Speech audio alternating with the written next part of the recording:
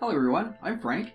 Thanks for joining me for this chat with one of our most loyal supporters and tiny home business owner. Sunshine Tiny Homes, based in beautiful British Columbia, has a very clear purpose. Their stunning and highly affordable tiny homes empower more people to live authentically, securely, and in perfect alignment with their values. Their stunning and highly affordable tiny homes empower more people to live authentically, securely, and in perfect alignment with their values. They are known for their innovative solutions to some of the most pressing environmental, social, and economic challenges that we face today.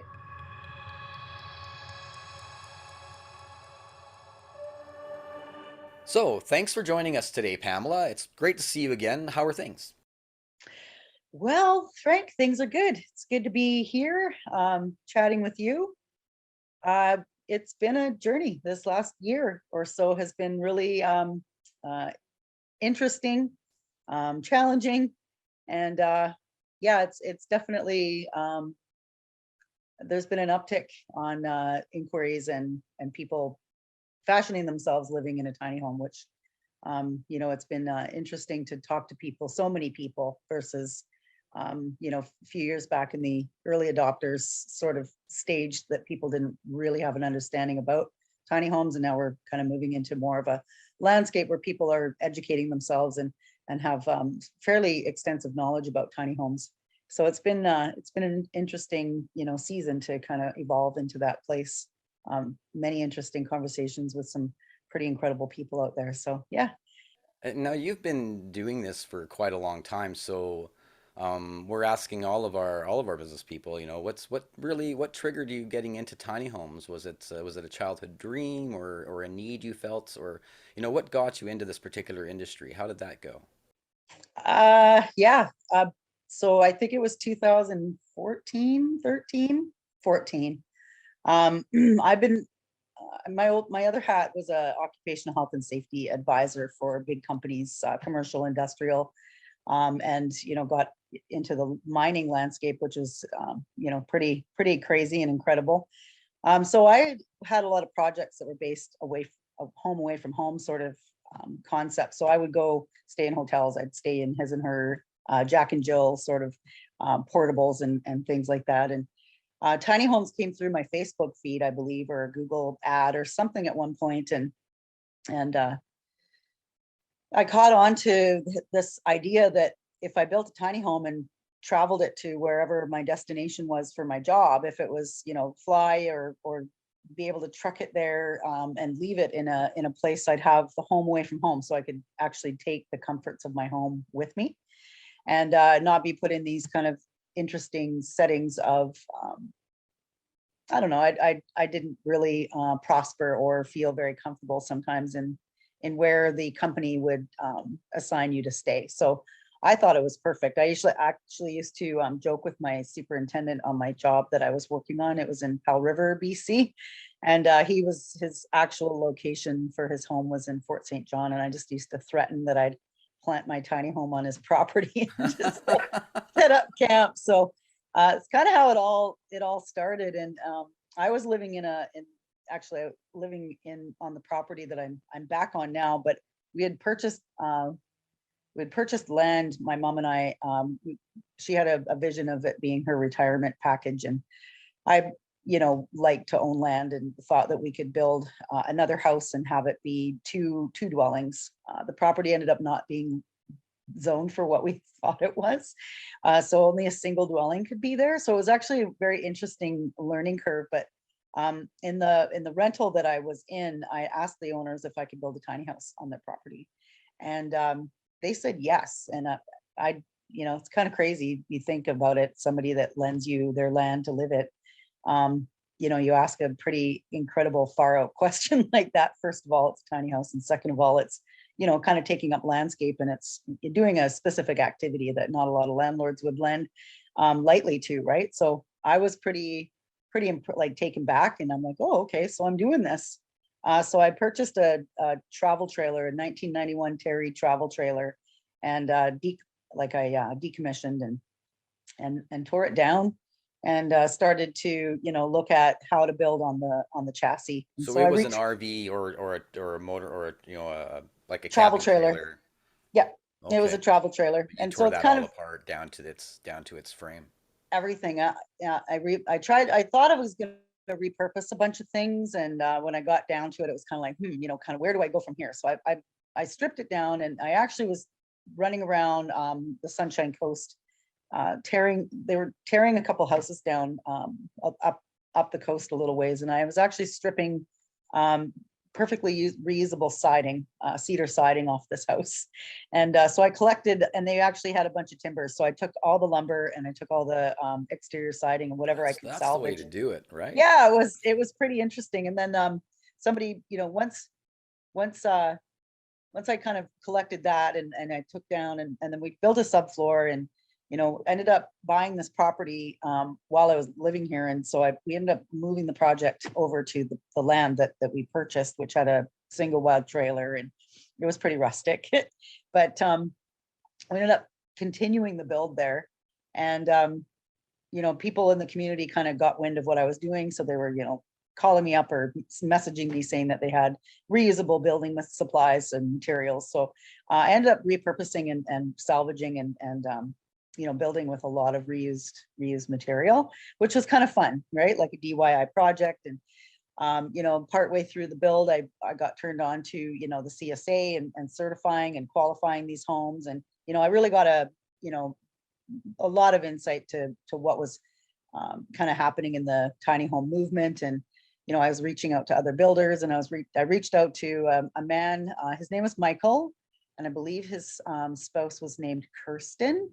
And they were on Vancouver Island, actually, Turtle Island Tiny Homes. And he was quite the character. He was a super nice guy. I don't think they're an active company any longer, but he was quite knowledgeable, and he helped me design plans, and we literally on a piece of paper, drafting paper with like window sizes. And he helped me through the struggle of chassis to frame or to structure, right? Because that is, for me, the biggest challenge in tiny homes is, building something that's sustainable and safe, and my safety hat. So everything is regulations and codes and things. I'm kind of programmed that way, but really wanted to do the right things, and really did my research and investigating and how to do that properly. So I reached out and consulted with Michael, and he brought me through, and we ended up completing the project. It took about a year and a half. I was on rotational work, so I only had 2 week on, 2 week off, or sometimes it was 3 weeks on and 1 week at home. And a lot of that time is preparation and planning and doing your laundry. And but when I was away, I would map out what I would be doing when I got home. And my mom, it was a mommy me project at the time, she kind of caught on and wanted to participate in it. So she's got some pretty mad carpentry skills. She's very industrious would be the word. And So it so was the two of you out there building this from from the bottom up. from scratch, yeah. And I did Wow. steel stud framing because the chassis itself could only lend to about 7,500 pounds gross vehicle weight rating. So I was really mindful about what kind of materials and how much everything weighed. And right from the get-go, I was trying to research and create a little spreadsheet of how to calculate weight calculations. And I'm really Math. wanted to do it right. Yeah, the math. And so I would, on my leave, sometimes my mom and I's days wouldn't overlap. And so she'd do some things in my absence and vice versa. And sometimes, we wouldn't see eye to eye on the build. So in her absence, I would just do the things that we said we were going to do. And so, yeah, That's to be expected, 100%. we built a beautiful home. I was concerned because it was there, and neighbors, and how in the movement, it's everybody's, on the DL. And I had a little Facebook page that I started that I have since turned into my now company Facebook page, but it was Pam's Tiny Home on Wheels. And, I had 500 followers, and it was fun because, I had an open house and ended up putting a sign on my driveway just saying tiny house, open house. And every single neighbor in the neighborhood came and blessed the tiny house, right? There wasn't one negative response. It was a bunch of people coming in and coming through. And at one point I stopped, and it was raining, right? So it was a dismal day. It wasn't like torrential, but it wasn't nice. And so everybody was piled inside, and I stopped for a minute and I said, you do realize, I think it was, I'm going to say it was 13 people in a 24-foot tiny home. And I stopped everybody and I said, I just want to make, acknowledge that there's 13 people, 13 of us in here, and we're all having a party. We're all chatting. We're all, having conversations. There's people in the lofts. There's people sitting on the couch. There's people like leaning up against the counter. What is the usable floor space in that particular one? In that one? The usable floor space? Yeah. People aren't standing on counters, I'm assuming. So No, I would say Not there's yet. probably about 75 square feet usable space, right? everybody's just Maybe a sort of little leaning over. around, chatting with each other, just like Yeah. Yeah, just stand. It was like a little house party. And it was wonderful because everybody was just, and the kids were up on the loft, and, it just, Cool. we were just stationed and having a good time. So I just wanted to stop and make mention about the fact that they're spacious. Tiny homes are spacious. So that was kind of fun. And since then we've had open houses, and we've had 17 to 20 people in our tiny houses comfortably, one of the things that happened on the tail end of the build, we had built it, and of course it had several purposes. My mom was going to move into it. I, was going to move out of the house, my teenage kids, and move into there. Or we could have, my property was zoned for a bed and breakfast, not Airbnb at the time, but bed and breakfast. So we were thinking, yeah, we could, kind of roll that over and it could pay for itself. And then it was like, well, maybe we just rent it out because, somebody could live in there. And then I just had this idea that we were going to sell it and reclaim back the expenses that we did put in there out of pocket. And we posted on Craigslist. We agreed we were going to sell it and rent back, just like rent back to whomever purchased it at a fee for the spot that it was in, right, which was $400 a month. So anyhow, I posted on Craigslist and I got a response the next day within 12 hours. And the woman came and she saw it and she's like, I'm taking it. And she had a building inspector come. And of course he was like, I can't do a technical inspection on the books because it's an RV, or it wasn't. It's not a home, it's an RV. Home. Yeah, exactly. So he gave it, thumbs up and high praises, and didn't see there being any, thing to cause concern. So that was really kind of rewarding. We had sold it, and the new owner had moved in. And while we were selling or renting or thinking about these things, we were, I was got wind of the housing crisis. And I'm going to say it was, is it the precipice is the beginning, or the very early stages or onset of this housing crisis that we still are in. I mean, that was 7 years ago, right? And a precipice would describe the just stepping over a ledge into an abyss of some kind. Okay, well then that would be it. If you want to relate it to the terms of the housing crisis. And I think I see what you mean. Yeah, no, you're right. It's an abyss, and it started a long time ago. Yeah. So which in turn, my heart was always about the community part. The getting a community of like-minded people together, creating affordable housing and doing all the things. So I have the first compulsion was to build the tiny house, which it surprised me because I've never really had something that I just felt like I must do, like I had to do this. And at the one point after the house, the woman had settled in and things were kind of just moving forward, I needed to have a tiny home community. And so that prompted me to press a GoFundMe ask of $1 million. Wow. And yeah, and I just had to, and it ended up being probably one of the best strategic moves that I've made. And what was your offering exactly? What it was helping to facilitate displaced people in our community with affordable housing community with tiny homes, like an opportunity to develop one. So I wanted the land. People that were donating money to this, to that your GoFundMe. To the cause. They weren't getting anything physical. It wasn't a crowdfunding. It was just definitely. So it was like, helping. And I think I used the word homeless, which was a little bit extreme. It definitely sent a message that it wasn't quite clear what my intentions were. So there was a little bit of a season of kind of backtracking out of that message. I looked at the opportunity to be the safety net of somebody who has been displaced due to the rent evictions, due to the, the sale of the home, and people were being outed of their 10, 12, 8-year rental situation, right? Like this was happening more and more frequently. So I was like, oh, so I wanted to be, combat that with having offered this solution. And so that was the next course of action, which ended up leading me down this amazing path. So instead of me, running around community trying to, let people know what my intentions were, I just hit this button, and it was like a big beacon that kind of went off, and all of a sudden, here's Pam, here's what she wants to do. And I had a lot of people reach out on the onset of that. I came from a background of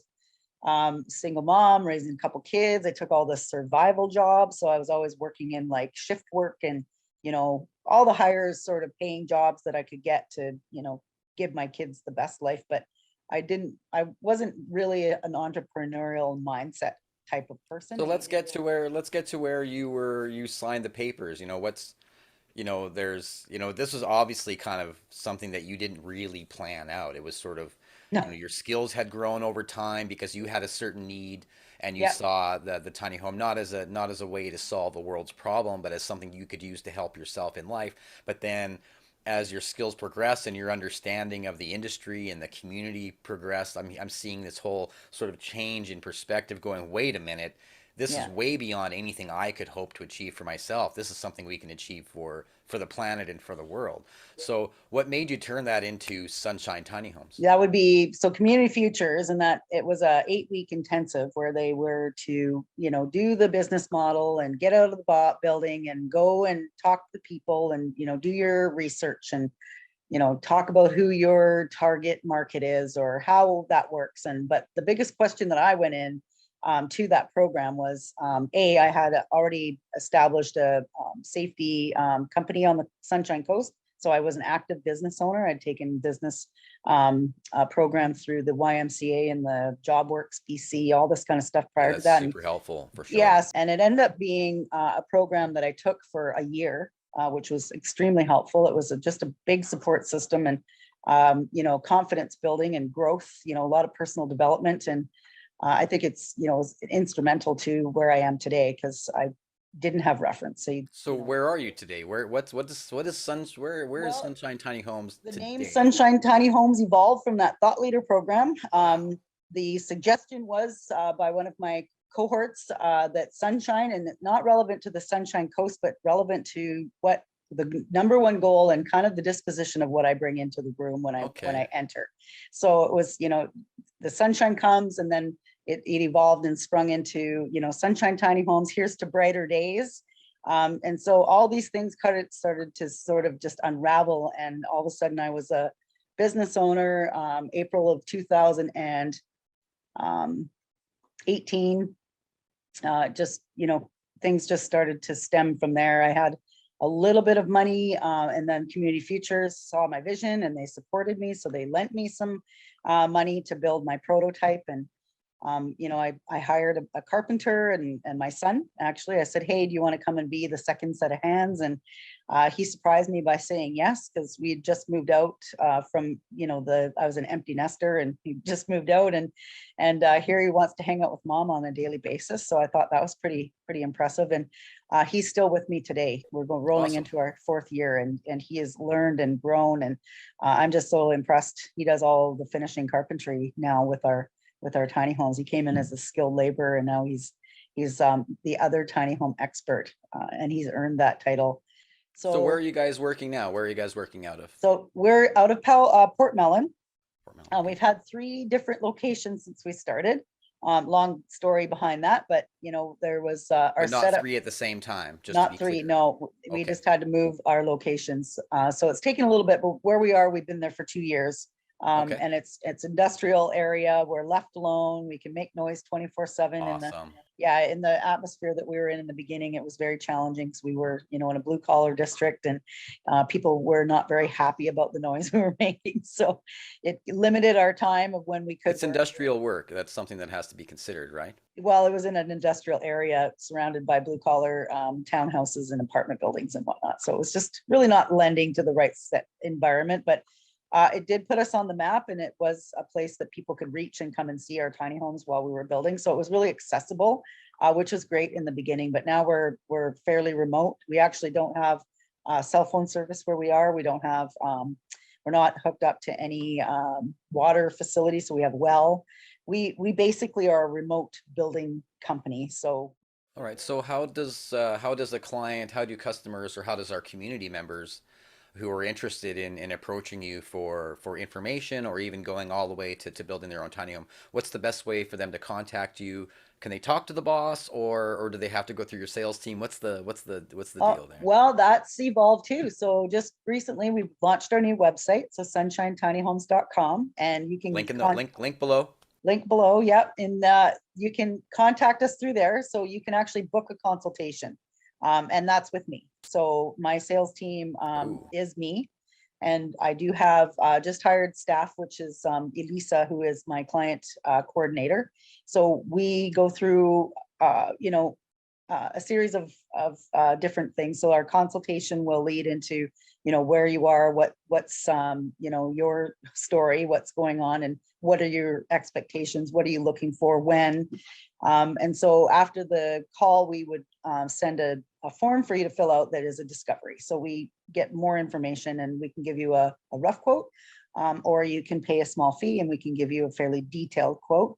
And then we discuss things like financing and what other, things that you want with your home, any upgrade features, that kind of thing. So once that's established, we can send you off to the finance team after we've collected all that information and we've done a detailed quote. And then you can find out if you qualify, what you qualify for, and it kind of just evolves from there. Do you do any pre-qualifying for financing, or do We you you do. Yeah, you we do? do. That's unique, isn't it? It is unique. So we have an amazing lending team. It's Purpose-Built financing, and we, collect the information. We get as much as we can, and then we send our clients or our potential clients off to them.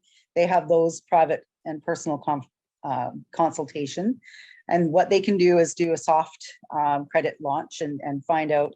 And then what they do is they just they approve you, and then we just keep sort of in connection. If your build is say several months down the road, they'll just connect with you when it gets closer to that time. So it is a pre-approval process, and then it doesn't affect you, or nothing is set in motion until we get about a month before your build, is when we start having those conversations and start triggering the finances then. Right. So for your brothers and sisters out there, fellow builders and merchants, is that something you would recommend for them to do as well? This is the first I've ever heard of that. It sounds like Oh, a okay. Yeah. perfect Yeah, you can. idea to me. Yeah, you can actually get a hold of Purpose-Built financing. Okay. We'll Um, put links down in there for yeah, everybody then. yeah, Yeah. James, he's a great guy. He actually created Okay. his company because he couldn't get through to any conventional banks in order to finance his own tiny home. Well, So that would help a lot of people in that financial situation where a yeah, tiny home is starting to seem like a great idea, yeah, to also have the ability to get financing where they probably can't. If they're in that situation, it's unlikely they're going to get financing for a large purchase from a yeah, bank. So this is yeah, still like not just a solution for merchants and for people to help sell more homes, but also for people buying them and allow more people to buy homes. exactly. It's like good for everybody It kind of a is. deal. It's It sounds great, wonderful. yeah. And it also is amortized up to 20 years, which helps, reduce your payments as well. So Okay. it's very beneficial to everybody for sure. Yeah. Right now. So, but this is really just about Sunshine Tiny Homes. We our community, or everybody that's watching this, that are still sitting here watching this, they want to know, and I know you guys want to know about Sunshine Tiny Homes, and what do you do best? What do you offer your clients? I mean, I guess we just talked about one of the unique things you offer Mhm. your clients, and that's some sort of in-house pre-financing, which is worth its weight in gold, I'm sure. So, what other sorts of things do you offer can you offer our community members, especially? What do you do best? Well, we specialize in sort of a more of a personalization and a customization of your home. So we do design and build, which is a pretty extensive intake of what your needs are. And I think that I've been gifted with the knack of hearing my clients and the goal of what they want to achieve. and articulating that and putting it into reality, which is something that I didn't even know that I had until I started walking this out. So what you'll find with Sunshine Tiny Homes is no two home is alike. We don't have a cookie cut system. I don't know if I could even operate in a cookie cut. I will, if somebody wants me to replicate what we've done before. I don't think that would be difficult to do, but I will probably disclose that it won't look exactly the same, because every home is unique. Every person that comes to talk to me is unique. And I feel that your home should reflect who you are. So that is, I believe, what puts us outside of mainstream tiny home building, if you want to call it, where we really just want to get to know who you are. We want to get to know what it is that you need, and that your home reflects your values and your goals. Yeah. So your website shows some beautiful homes and some wonderful, wonderful floor plans. Obviously, those are for sale, or for, you can use those. So you're saying that even those plans that are sort of up there saying, yes, you can buy this, you're tweaking each one for each individual Yeah. person. As you're listening to their needs, you're saying, they love to do this with their family. You're kind of becoming friends with them and saying, okay, well, this design is almost perfect for you, but we're going to tweak this and make it 100% perfect. So Exactly. So we move walls, we shift lofts over, we, reposition something somewhere else. And if, it's all a matter of what is going to work best for each individual, for sure. Yeah, we'll remove a loft, we'll add a loft, we'll, put a staircase here, we'll not put a staircase there. So it's really, it really is about personal needs. We've lowered loft, like we've lowered floors for lofts so that you have more headroom and a little less headspace in your living room. It makes it quite cozy. Like there's just, and it's client request, as long as it satisfies the CSA part of the build, which is what I get to determine. I do get to say yes, and I sometimes have to say no to some people's requests. There are some things in tiny home land, YouTubes, things like that, where it just isn't possible in the CSA, because we have regulations and standards that we need like to. you can do it, but it wouldn't be legal, and so it's Well, it wouldn't pass. Yeah. There is the possibility. We have had requests of building non-CSA. We will do that if that is what you want, and we just do the documentation and the administration behind that. So we are pretty versatile at what we do and what we offer our clients, for sure. as long as the person is known, they know what It's they're full getting into and disclosure. they Yeah, understand, right? full That's disclosure, for sure. Yeah. Um, that's awesome. yeah, maybe this is the time, maybe it's not the time. So we just passed through, we've been building to our CSA Z240 RV series, which is what majority of our tiny home companies build. We've now passed our modular home building and our mobile home building accreditation. So we are dabbling a bit in fixed homes. So we've done a micro home, which was 100 square foot tiny home with a loft and a full bath and kitchen, well, half bath and a kitchenette.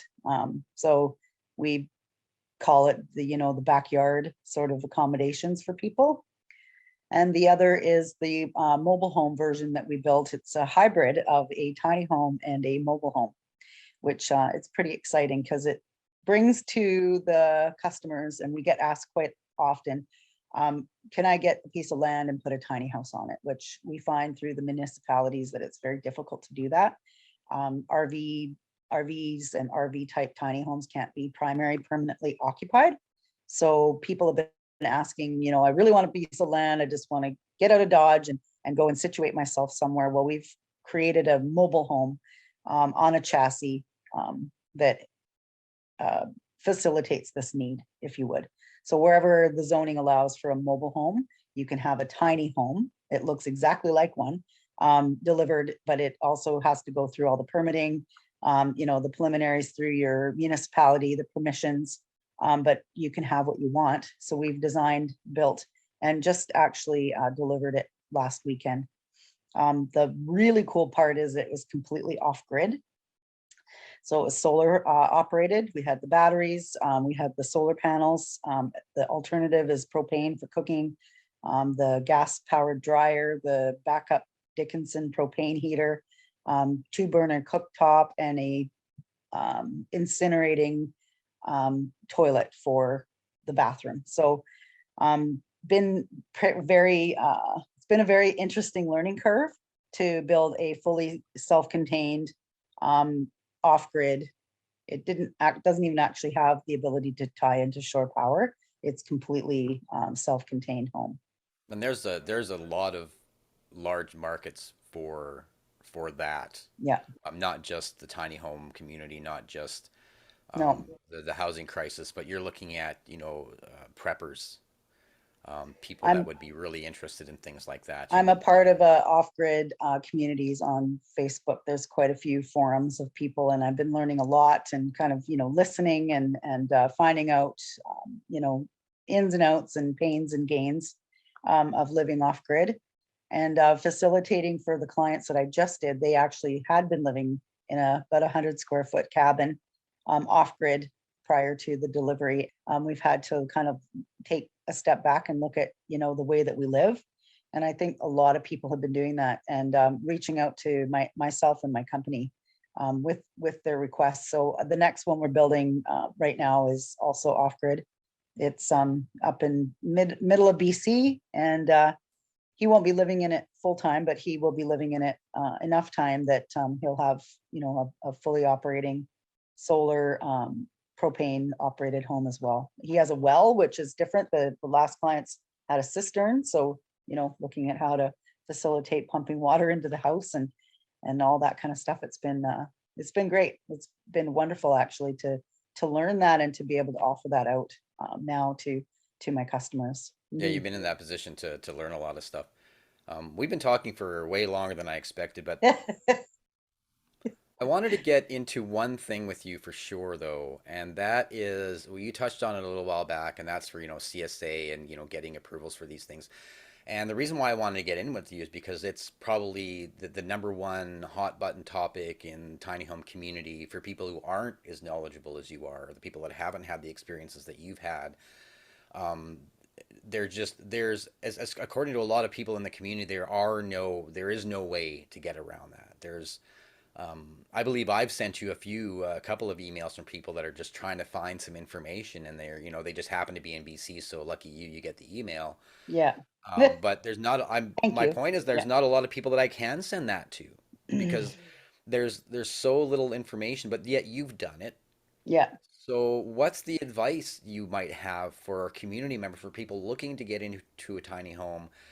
Maybe they're not in BC. Maybe they can't just come to you for all their hopes and dreams. Maybe they have to do it themselves. So, somebody who's a layman, somebody who doesn't understand that stuff, what would be your advice to them, starting out? What would be It's been challenging because it's like, how do you get all of this information collectively and have one resource for it? Now, I know Tiny Home Alliance Canada has been collecting, information and trying to get the information across and the message out. For the CSA or for having a qualified sort of listed tiny home, I do find that through experience and through conversations with many people, and even primarily in my location on the Sunshine Coast, having a CSA listed versus a DYI or an unlisted tiny home is going to have a better outcome in the long run.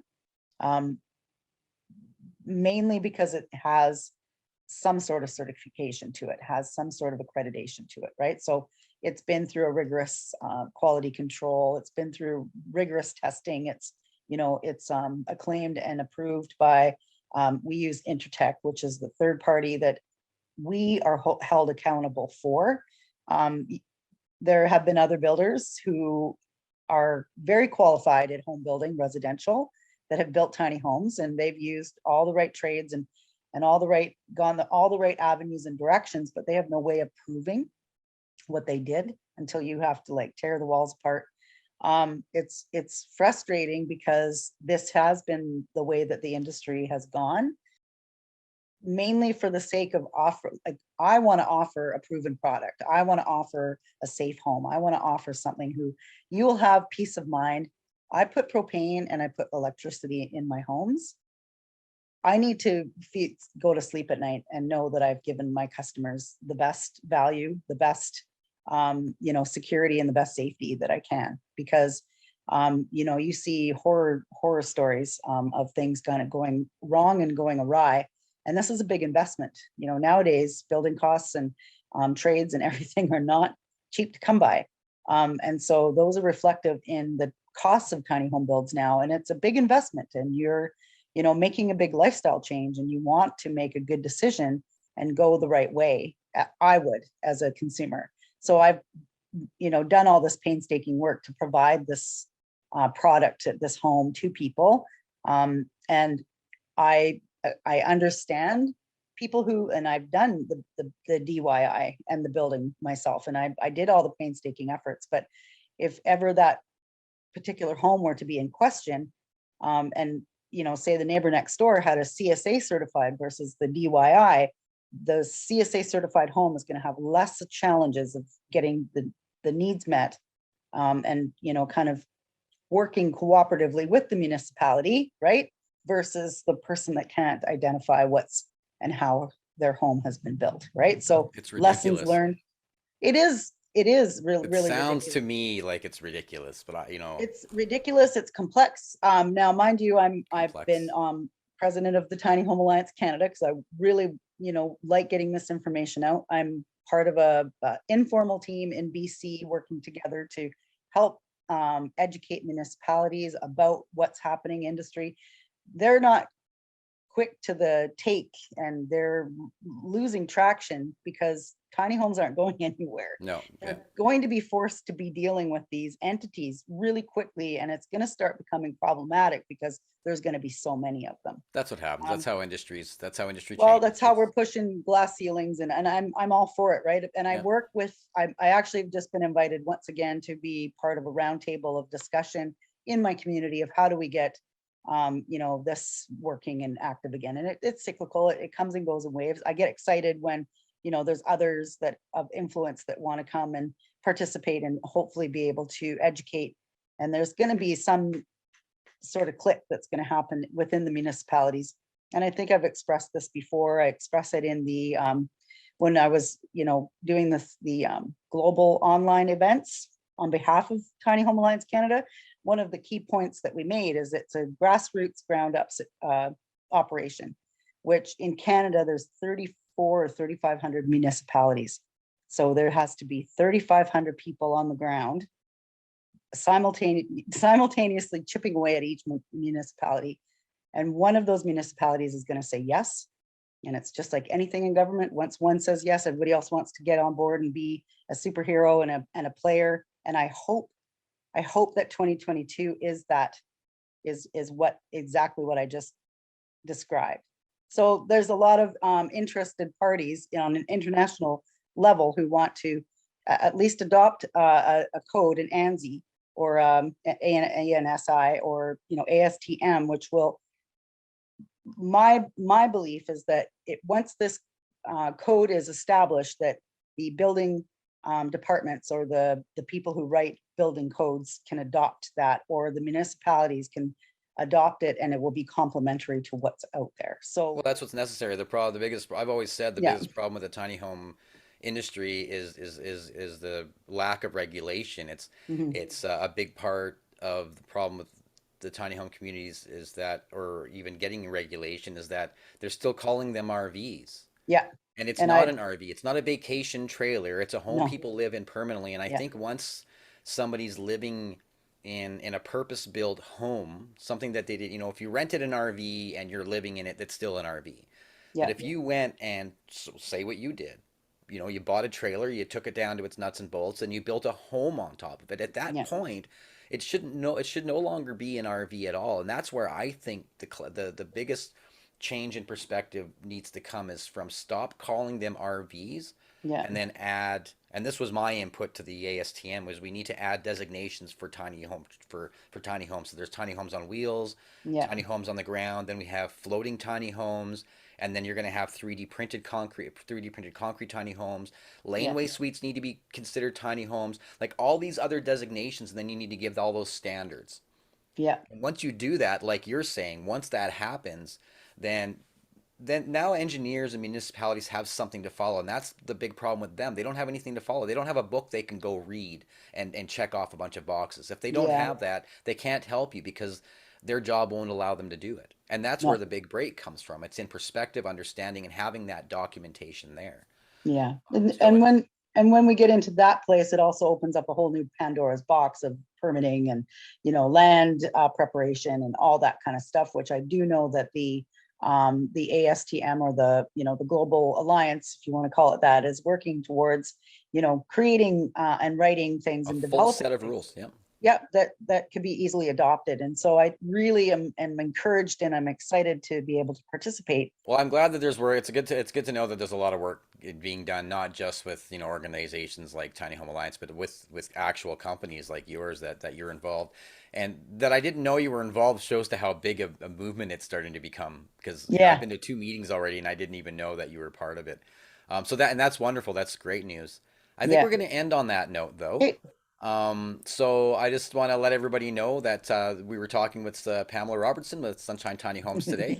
If you guys want to get a hold of her or her company, we're going to put all the links and everything down at the bottom. And hopefully we'll have a lot of great things to put in this video as well. So Pamela, it was great to have you today. And we're going to have you for a panel later on in the future. That sounds awesome. Well, thanks for the opportunity to share my story, and I look forward to anything else that comes down the pipeline. All right. Bye-bye now. Bye-bye.